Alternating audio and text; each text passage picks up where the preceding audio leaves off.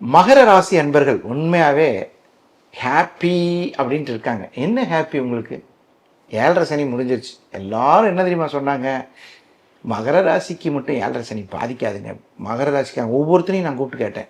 அப்பா எப்படி ஏன் சார் கேட்குறீங்க? ரொம்ப மனசு உடஞ்சி போச்சு சார். அழுதவன் இருக்கானுங்க எங்கள் முன்னாடி.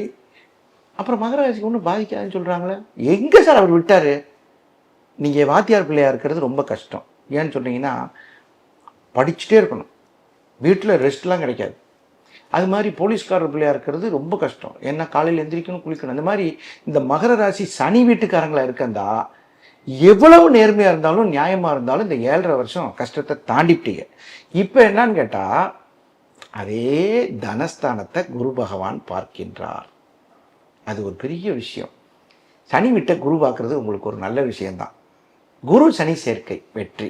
அந்த இடத்துக்கு இப்போ அபிவிருத்தி கிரகம் என்று சொல்லக்கூடிய ராகு பகவான் வரப்போறார்.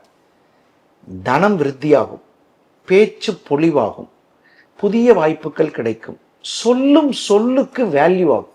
அது நீ மாணவனாக இருந்தாலும் சரி, அதிகாரியாக இருந்தாலும் சரி. பெரிய அதிகாரியாக இருப்பார், அவர் சொல்கிறத அவர் கீழே வேலை செய்யணும் கேட்க மாட்டான். பார்த்துருக்கீங்களா?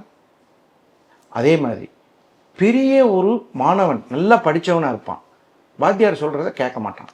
ஆனால் இனிமே மகர ராசிக்கு சொல்லும் சொல், அவர் அதிகாரியாக இருந்தாலும் படிக்கிறவங்களாக இருந்தாலும், சார் நான் மார்க் வாங்கி காமிக்கிறேன் பாருங்க சார், நான் காமிச்சிடுவான்.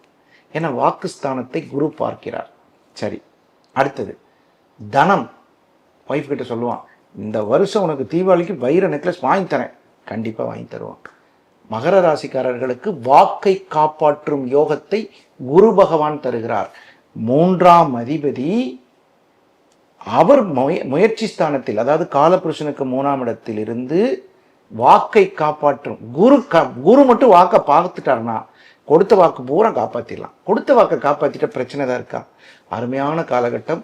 இந்த ஓராண்டில் மகர ராசிக்காரர்கள் கொடுத்த வாக்கை வெற்றிகரமாக காப்பாற்றிட்டோம்ல அப்படின்னு சொல்லி மீசையை முறுக்கும் காலம்.